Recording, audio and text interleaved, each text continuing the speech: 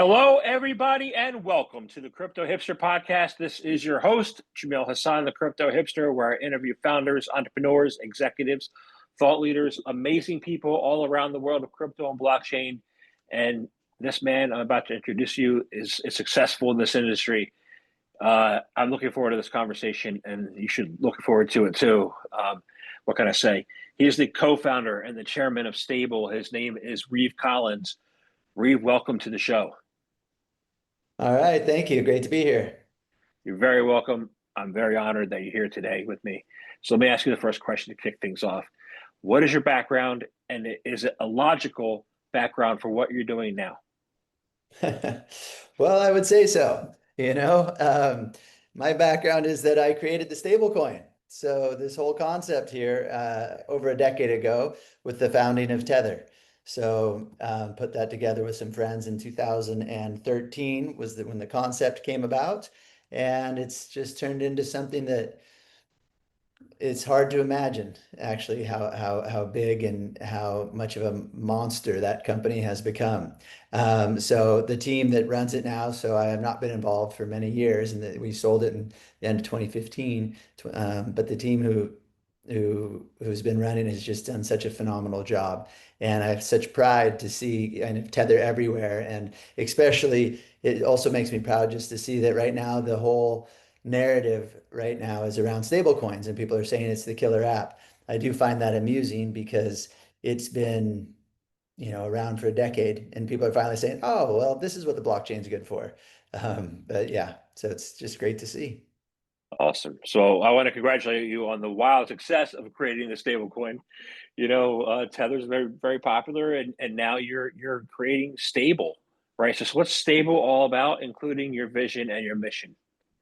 Yeah, so really the concept there, being so deep in the space, and after Tether, I created the first ever company that rolled out NFTs prior to there even being a word called NFT. So we just called it highly programmable digital goods. So unique digital objects that were programmable that could do different things on the blockchain. And we never thought that the least programmed thing of all would be the one that took off in the NFT space, meaning just an image and a JPEG. But it just really showcases how much the world wants to speculate and gamble. And when they had this opportunity to gamble on images, it took off.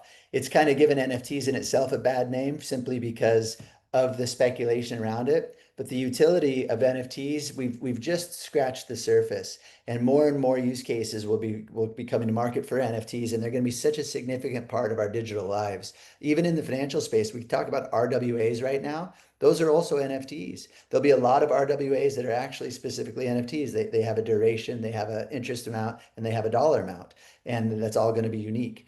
So anyway, NFTs are here to stay. So I've been on the forefront of innovation since the advent of blockchain.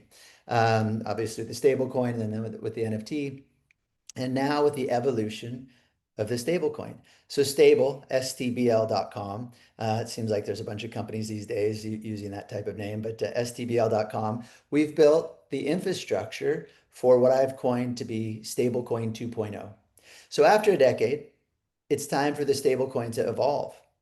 And there's two big issues with stablecoins in general. Number one is collateral.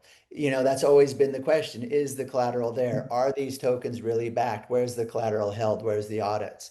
Well, today and then on stablecoin 2.0, all of that collateral can be on chain.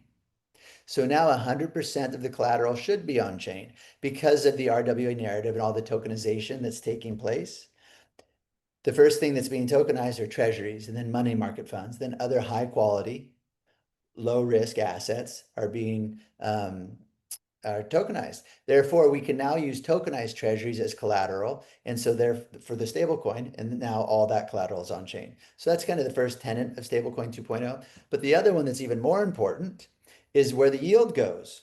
So in all the traditional stablecoins, the yield and all that money goes to the issuer. They go to this centralized company that went out and bought that treasury on your behalf. And they bought the treasury, so they got all the yield. The first kind of pass at that solution was, oh, let's create a yield-bearing stablecoin, which is essentially just the tokenized treasury that the person holds that earns interest. However, that's a security and it's not freely trading. So stablecoin 2.0 has solved both of those issues. all the collateral's on chain, and the yield goes to the people that put that collateral into the system because we split the yield in two tokens. So imagine you buy a on-chain treasury. You buy $10,000 of a treasury. You post it as collateral on our platform. We strip the yield. You get a yield NFT, as I mentioned before, now financial NFTs. So you get a yield NFT, which is the tokenized income stream. You put that in your pocket, and then you get USST, our universal stablecoin, which is the principal. And so that freely trading stablecoin is identical to USDT and USDC. So now we've solved both things because all the people that gave Tether all of that money, the 180 billion that's in there, they're not getting the interest. But now those people can buy the treasuries and just put a tokenized treasury in there and get the interest and still have the exact same product and same use cases with the freely trading USST. Tether's been one of the most profitable companies ever. And that's been because they've been, having all the yield for themselves. And now that's going to be distributed. Isn't that a conflict as far as Tether is concerned? How are they going to be able to be a player in the space where people are earning the yield and they're not? I mean, this is the natural evolution, and obviously Tether's so massive that they're going to be just fine, and they're going to navigate through, and they'll probably what I've said quite a bit is once this genie's out of the bottle, like this stablecoin 2.0 concept where the yield goes to the users and the collateral's on chain, everyone's going to have to be fast followers. Stable's the first, but you'll see more and more companies bringing this out because they can't not. Because once people understand that these are the basics of what a stable coin should be, then why would anyone use something else?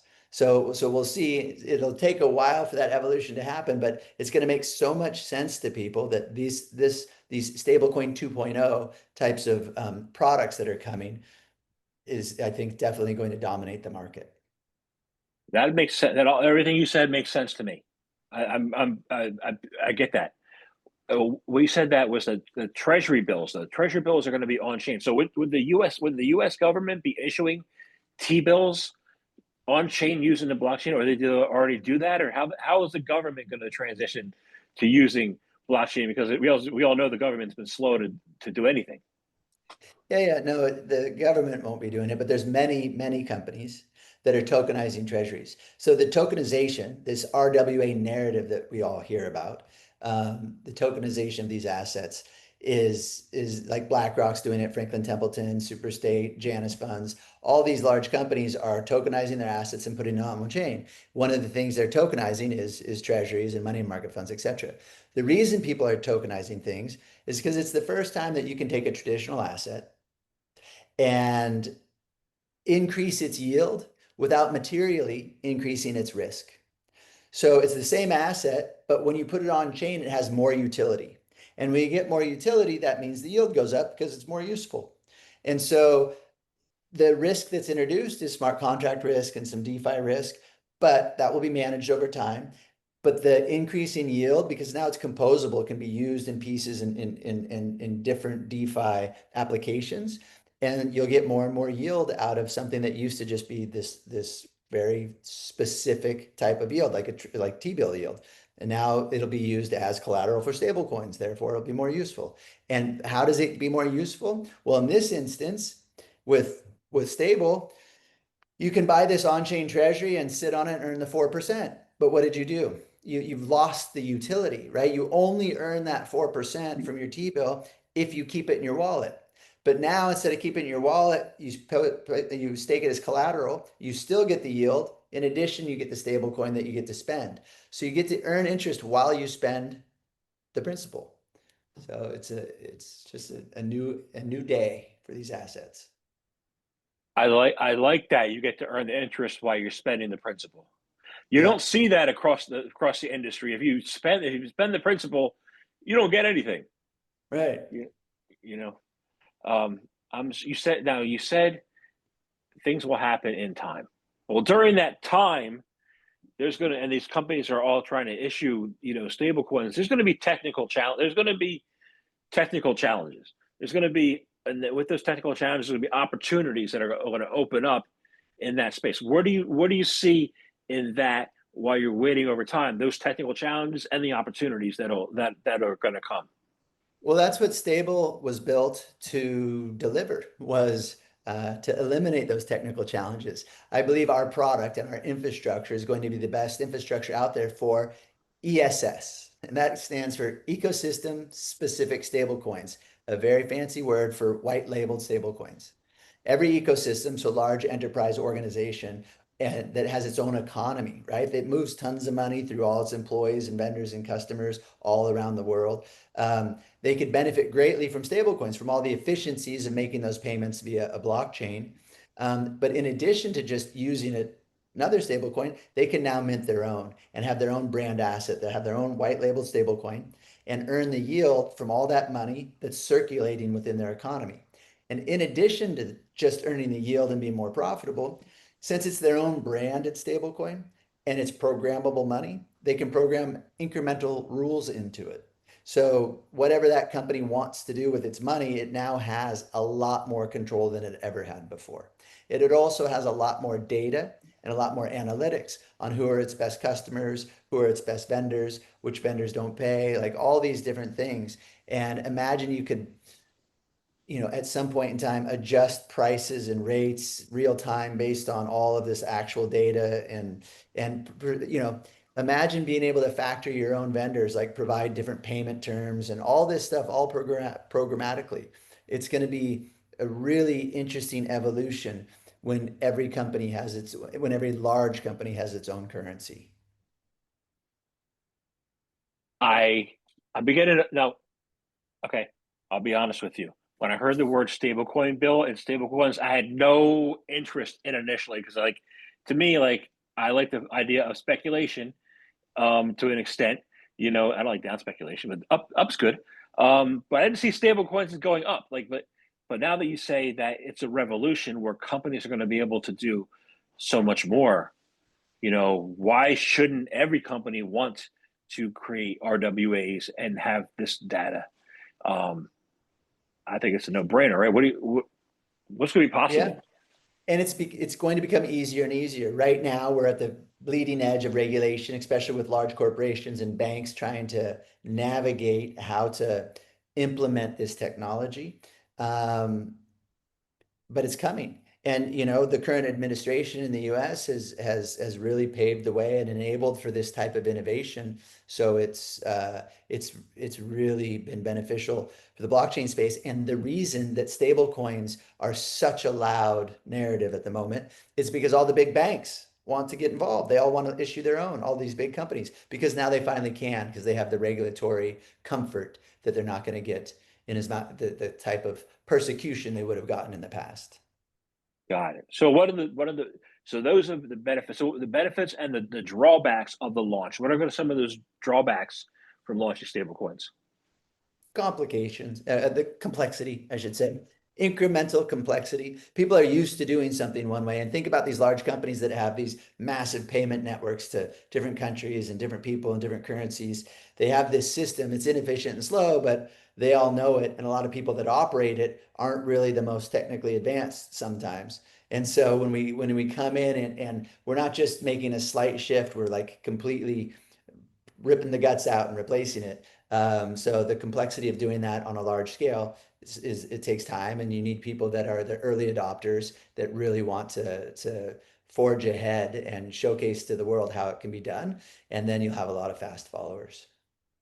Yeah, I do have a concern though. You're creating efficiencies within the company. You're creating data that's automated. You're creating all this stuff, and then you have employees who you know I lived through the last decade when I was at AIG when companies all talked about the cloud and laid off a whole bunch of people. What do you see as far as the need for excess employees? I guess there are going to be a lot of excess employees, and how do you think they could be redeployed, into the economy after the stable coins are going the way that you think they will be going? Well, the stable coins aren't going to be what reduces employees' jobs and anything like that. That just makes things more efficient, and it definitely makes their the way they get paid and the speed they get paid much quicker, and a lot. So that part's good. It's AI that everyone needs to be concerned about. I'm sure that's talked to death, but it's true. And But instead of them being worried about losing their job, because every new technology revolution, people have that fear, it's just they need to learn to utilize those tools so they can be more efficient. Because now, if you're good at using AI, you can do the job of 10 people, whereas before you could only do the job, your job. But now you have these tools where you're just much, much, much, much more productive. So that's what people really need to focus on, how to be expert in the tools and make themselves more valuable. Yeah, I use AI tools sometimes to I don't make my books out of AI, but I use AI to help with editing. So, Yeah. um, but I want to talk about a concept that our company has, I don't know, created or you're enhancing the multi-factor staking, right? What's the importance of multi-factor staking, and why will more industry participants, follow down this path of the multi-factor staking? Well, for us at Stable, we have two tokens, three tokens actually. We have our governance token, we have our yield NFT, and then we have USST, the stablecoin. So the multi-factor staking enables people to kind of amplify their rewards if they stake both the governance token and USST. So you can stake either one individually and earn yield, but if you stake them both, it amplifies the yield that's being earned. So it's just a way to really reward our community for participation, for utilizing the tokens. And also right now, we want people to get involved. We want them to mint stable coins. So they mint the USST and they get the yield. But at the moment, as when you start any network, you need acceptance, right? And so there's not a lot of outlets yet for USST because it's brand new. And so we want to provide our users the ability to get some yield at least. So they could just buy the treasury and earn a little bit of yield. But now they can buy the treasury, earn the yield. They can buy stable or governance token, mint USST, and then stake it all, and it increases the yield. So it just turns out to be a good investment for them, as long as, in this instance, the only other variable factor is the price of stable, of STBL or governance token. So if that increases, then it becomes a really good investment. And if that stays the same, they're still getting the interest. When I think of governance tokens, I think of DAOs and I think of groupthink. What are the benefits and the drawbacks to your governance token and the possibility of the DAO creation going forward? Yeah, for sure. It's a big part of what we've put out there, is that this entire protocol and platform is built for the community. So the governance token will have more and more responsibilities over time as the community and as the system matures. But they'll get to vote on things like what is the collateral approved and different aspects of our protocol. But for the most, like the real heart of what we're trying to do, the real purpose is to deliver on the promise of Web3. And the promise of Web3 is that those people who put money into the ecosystem, into the platform, into the technology, or the participants, they're the ones that should reap most all of the rewards. And we do that in two ways. We're essentially giving back all of the yield minus the cost just to run this technology platform. We want to return all the yield. We do that by a direct way. If you mint, you get 80% of the yield, and the protocol keeps 20%. We use that for overhead and different things, but the remainder of that, which is going to be the majority of it, especially as we scale, goes to buyback. So if people have governance tokens in the market, we put it back into the market and we do buybacks. So we really use all of the money created by the system to support the ecosystem and that governance token. I do want to get into buybacks because when I was at AIG, when we paid back the government, we did after that we did buybacks to help with the stock price, right? Yeah. But in crypto, there's no stock price, right? So why are premium buybacks important in crypto, and why is it an underlooked at area? People haven't really heard two people talk about it too much. So what are your views on why it should be important and everybody should be doing it?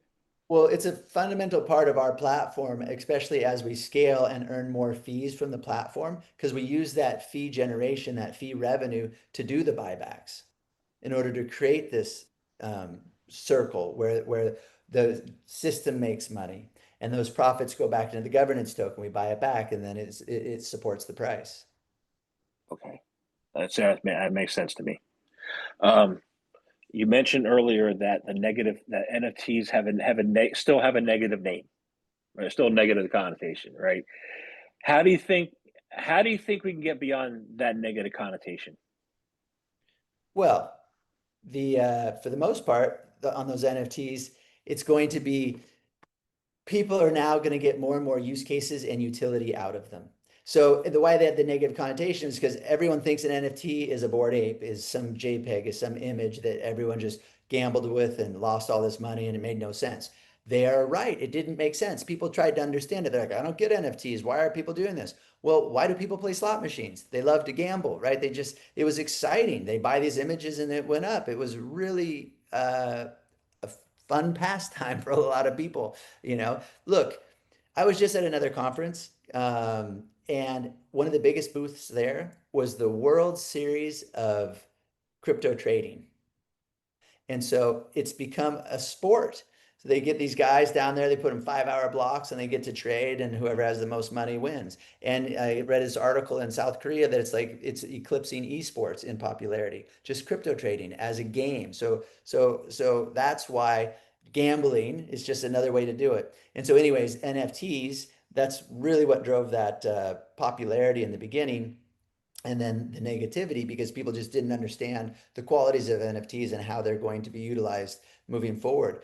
But everyone now has digital wallets. They understand digital objects and digital currencies. And so more and more companies and corporations will be utilizing NFTs for loyalty points and rewards and coupons. And then plus all of your digital life will be an NFT, all of your documents and titles and things like that that will all live on chain, especially in countries that have really poor infrastructure for there's so many countries where like land titles is just a mess. And there's a lot of solutions being offered where now those will all be NFTs, etc. And so we've just scratched the surface on the use cases, and more are coming. A perfect example is our yield NFT. There never really was financial NFTs, but since you've bought $10,000 of a treasury that is a 90-day treasury and that earns that amount, those treasuries you bought, let's say, earn 3.7%, right? So you now have an NFT that represents exactly that. This NFT is going to accrue the tokenized income stream from that treasury.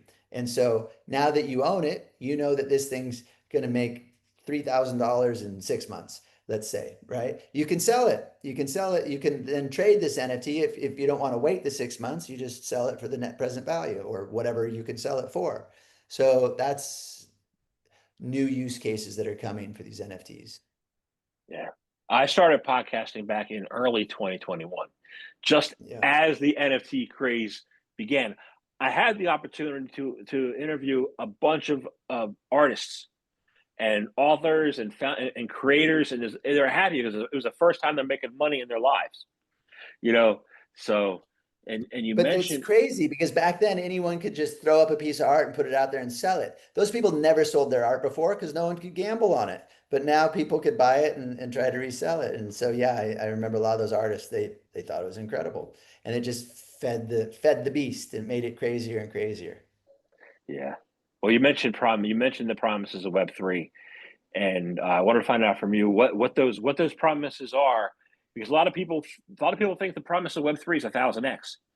You know, it's not. I think it's a lost narrative, or a lost people have lost their way. What are the That's promises of not the Web3? that's definitely not the promise of Web3. So the promise of blockchain, the promise of Web3 is not to make money. Those are that's the allure of blockchain and Web3. That's what's driven a lot of hype and excitement and people getting involved because there's a lot of money to be made. But the promise, like the reason, the purpose, the why of Web3 and blockchain. So the why of blockchain is the democratization of access to high quality financial services. The whole world can now be banked. So they can have top tier financial services at their fingertips. For us fortunate few that live in very developed countries, we have pretty good banking infrastructure. But there's a big population and percentage of the world that doesn't. And now, if they have a cell phone, they have very quality financial services. Not only the financial services, like the infrastructure now that's being offered to them. So I have another company called WeFi, wefi.co, which is the future of banking. It's a decentralized on-chain bank, a fully on-chain bank. So now anyone with a cell phone and internet connection can have high quality financial services and high quality currencies, because a lot of these countries' currencies aren't very good themselves, right? There's too much inflation. They don't hold their value. Now they can trade up to US dollars or other currencies. All of that is available now and going to become more and more available, easier and easier as time moves on. And so that's the promise of blockchain, is to just provide everybody the ability to plug in to the worldwide economy, because the World Wide Web allowed everyone to plug into information and it taught them a lot of things, but we still couldn't pay them. They still couldn't really participate in a business manner. And now they can, because you can pay someone across the world 4 cents if you want to, right? Like, so microtransactions on up. That's the promise of blockchain. The promise of Web3, which blockchain enabled, is that now that the whole world understands what wallets are and what tokens are, Web3 enables you to pay, like I said, 4 cents to people. So you can pay people for all their interactions. So now companies can pay all of that money that used to have to go to a centralized entity, can go to the people who put the value into the network, into the value into the ecosystem. For instance, with stable, you put the money in, you're the one that gets all the yield because you're the one that put the collateral in there. You're the one that minted the stable coin, so you should get the yield. And so more and more, and WeFi, the community who joins and uses the banking services, there's the WeFi token, the WFI token that powers that community. And a lot of all the fees and everything will go back into that token and reward them. And it's really, it becomes a community owned bank, and people get, the customers become more and more loyal because they essentially have stock in the company via the token.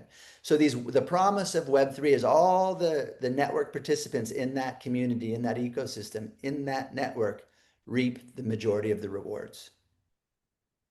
That makes sense. That sounds good to me. I did interview WeFi back in, I think it was May. I had an amazing conversation. Agni Linga at WeFi. That was a wonderful Yeah, conversation. great. People should Yeah. listen to that podcast too. Yeah, I like your definition. So I want to thank you very much for your time today. This has been a wonderful conversation. It flew by. So I have one last question for you today. It's how can people find out more information about you, about Stable? How can they do that? Sure, stbl.com, or find us on X. Yeah, I'm on Twitter, Reeve C. And yeah, just reach out, dive in, and we've got a very vibrant community and it's growing. We've got a lot of amazing things in the mix. Same with WeFi. Lots of just great companies that I'm involved in that I'm very proud of. Awesome. Thank you very much for your time today. All right, thank you. It was a pleasure.